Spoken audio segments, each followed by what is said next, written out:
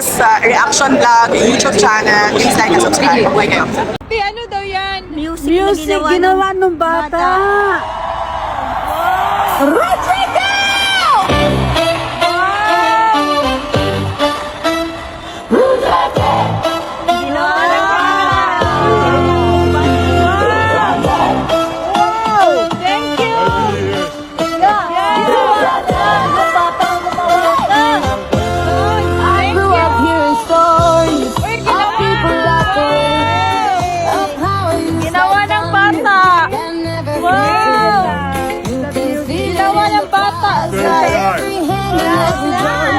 Para kay tatay.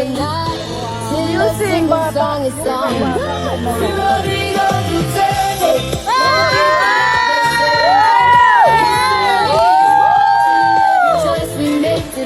Nice! Oh my God! That's for tatay! Grabe, ang galing ng bata ang gumawa. Come here, baby, come. Some see him as a fighter, some only see the Kaya, don't be shy.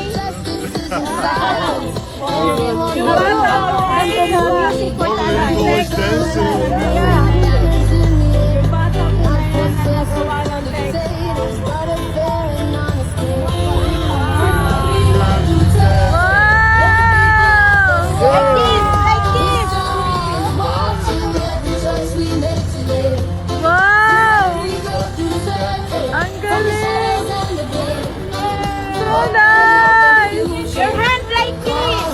Thank you.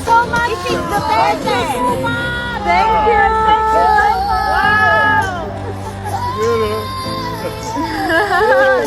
Yay. Wow. Wow. Ginawa ng bata.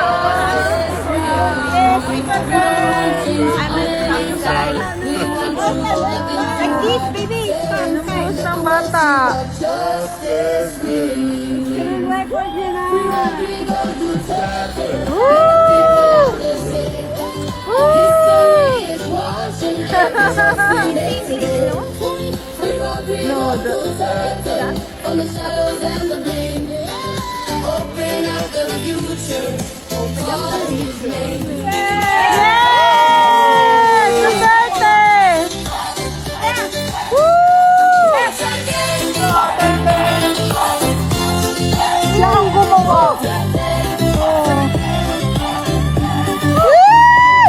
Punta tayo dyan doon. Yay! Ay, videoan mo kami. Yay! Thank you. Thank you, Mel. Yeah, he's brilliant with computers. Wow. All AI. Wow, ang galing. Ang galing, ah. Ginawa ng bata, oh. Bata pa ang gumawa niya. He'll be a great musician. Wow, he's very good. He's very good. And he's also very concerned. Grandpapa there,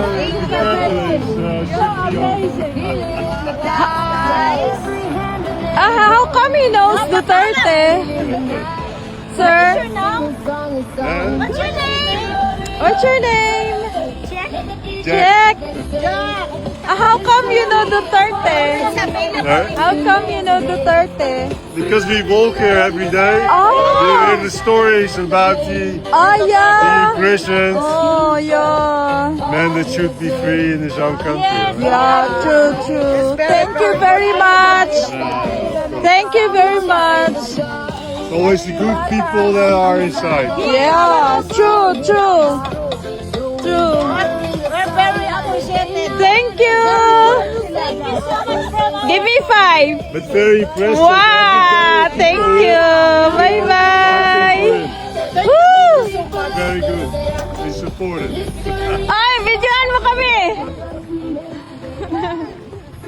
One day you will be free. God is good. Take a long time, sometimes.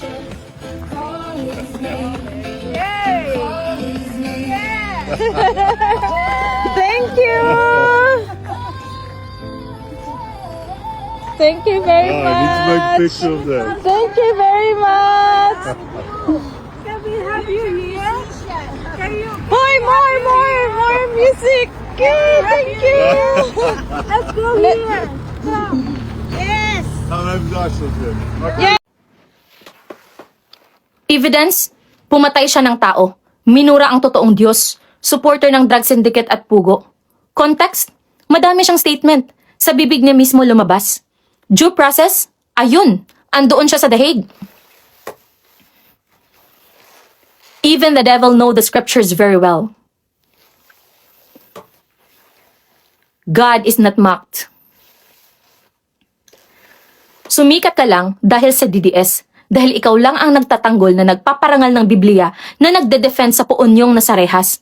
At di nila alam na half-truth tinuturo mo, isang taktika ng demonyo para linlangin ang tao. You're teaching Bible, but you're defending the Antichrist. Minura niya ang God the Father and the Son. You're considered half-true, a demon. Even the devil know the scriptures. You're using scriptures, flexing some verses to defend your God, digong. Hello sa'yo. Matcha Bayan, na may 32 followers, 65 posts, and following bias medias. At troll. Thank you for commenting on my posts. Magandang araw sa'yo. Sasagutin natin lahat ng mga allegations mo. Hindi sa galit, hindi sa emosyon, kundi sa batas, sa katotohanan, at sa tamang pag-unawa sa Biblia. At linawin lang din natin agad na ako ay naninindigan kasama si former President Rodrigo Roa Duterte. Hindi dahil siya ay perpekto, kundi dahil nakatayo tayo sa prinsipyo ng rule of law at hindi sa emosyon o haka-haka ng tao.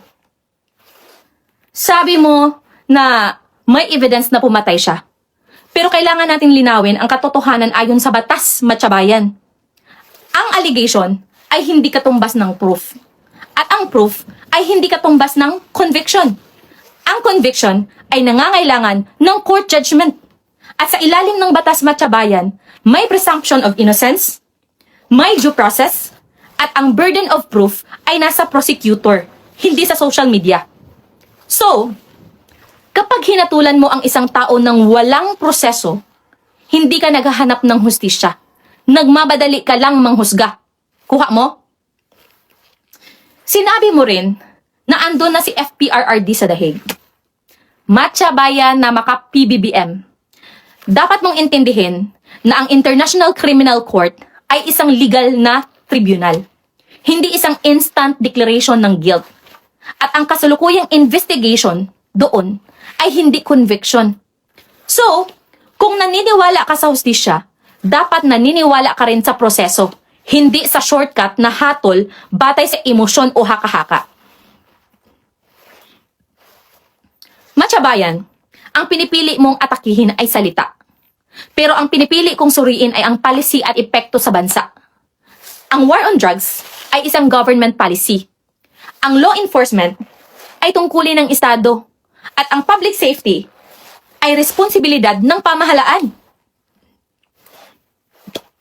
So, kung salita lang ang basihan mo, pinapabayaan mo ang mas malawak na responsibilidad ng leadership at ng pamahalaan sa pagpapanatili ng kaayusan at seguridad ng mamamayan.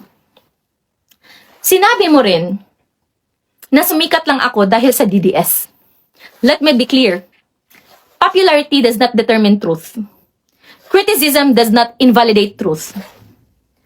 Kung ang pinakamalakas mong argumento ay kung saan ako sumikat, wala kang sinagot sa pinakapunto ng aking paliwanag. Ang ad hominem attack na ito ay nagpapakita lamang ng kahinaan ng iyong argumento. Ang totoo, ayon sa 1 Corinthians chapter 1 verse 27, pinili ng Diyos ang mga minamaliit ng mundo upang kahiyain ang matatalino. Hindi nakasalalay ang katotohanan sa label o status ng tao, kundi sa alignment nito sa tama. Sa Galatians, chapter 1, verse 10, tinatanong ng Biblia, am I seeking the approval of men or of God? So, ipinapakita ng verse na ito na ang tunay na truth o katotohanan ay hindi nakabatay sa palakpak ng tao o kung sa pagtalima sa Diyos. Sa John, chapter 7, verse 24, sinasabi na dapat tayong mag-judge ng righteous judgment. Hindi base sa level ng tao, kundi sa laman ng kanyang argumento. Kuha mo, matyabayan? Now, let's move on to your antichrist accusation at minura ang Diyos. Sinabi mo na nagtuturo ako ng Bible, pero dinidefend ko ang antichrist at minura ang God the Father at the Son. First, ang antichrist ayon sa 1 John chapter 2 verse 22 is whoever denies that Jesus is the Christ. And 1 John chapter 4 verse 3 adds that every spirit that does not acknowledge Jesus is not from God. So, antichrist is about consistent doctrinal rejection of Christ, matyabayan, not about isolated imperfect words or statements. Kuha? Now, about the cursing of God. If FPRRD said something disrespectful towards God, the Bible is clear. Diyos ang maghuhusga. Hindi ikaw, hindi ako, hindi even the public. Luke, chapter 23, verse 34 reminds us, Father, forgive them, for they do not know what they are doing. So, even at the ultimate offense, Jesus chose forgiveness. And Ecclesiastes chapter 7 verse 20 reminds us that no one is righteous and without sin. And here's the part I want you to reflect on, matyabayan. Before judging, have you evaluated your own heart? Are you certain that you are sinless? Are you sure that if Jesus returns today, you will enter heaven? Are you certain that your own words and actions are perfect enough to convict another? Sa lahat ng ito, matyabayan, sa huli, ang Diyos ang maghuhusga. Hindi ikaw, hindi ako, hindi tayong lahat. Mga kababayan, dito natin nakikita na ang depensa ko ay hindi sa kasalanan ng tao, kundi sa konteksto ng policy at rule of law. Aking pinapaliwanag ang policy, hindi ang pagkatao ni Digong. Okay? Ayon sa Romans, chapter 13, verse 1 to 4, ang mga authorities ay itinatag ng Diyos upang panatilihin ang kaayusan, parusahan ang mali, at proteksyonan ang mamamayan. Hindi nito sinasabi na perpekto ang leader, kundi may tungkulin siya sa pagpapanatili ng kaayusan at hustisya. Mga kababayan, tinawag akong demon at sinabing ginagamit ko ang Biblia para manlinlang. Matyabayan, ang name calling ay hindi ebidensya. Ito ay tanda lamang na walang matibay na argumento. Sa Ephesians chapter 4 verse 29, sinasabi na huwag ayaang lumabas sa ating bibig ang corrupt communication, kundi ang salita na nakakatulong at nakaka-build up. Sa James chapter 3 verse 9 to 10, ipinaalala ng Biblia na hindi pwedeng sabay na pagpalain ang Diyos at batikusin ang tao. So mga kababayan, ang inconsistent faith ay nagpapakita ng kahinaan sa pag-intindi ng scripture. Matyabayan, yes, even the devil knows scriptures. James chapter 2 verse 19 says, demons believe in God, yet they do not obey. 2 Timothy chapter 3 verse 16 to 17 tells us that scripture is for teaching, rebuking, correcting, and training in righteousness. So, using scripture to attack or mislead is wrong. 2 Timothy chapter 3 verse 15 says, even children are given knowledge of scripture, showing that God gives wisdom to anyone who humbly seeks it. James chapter 1 verse 5 reminds us to ask God for wisdom. And Proverbs chapter 11 verse 2 teaches that humility brings wisdom while pride lacks understanding.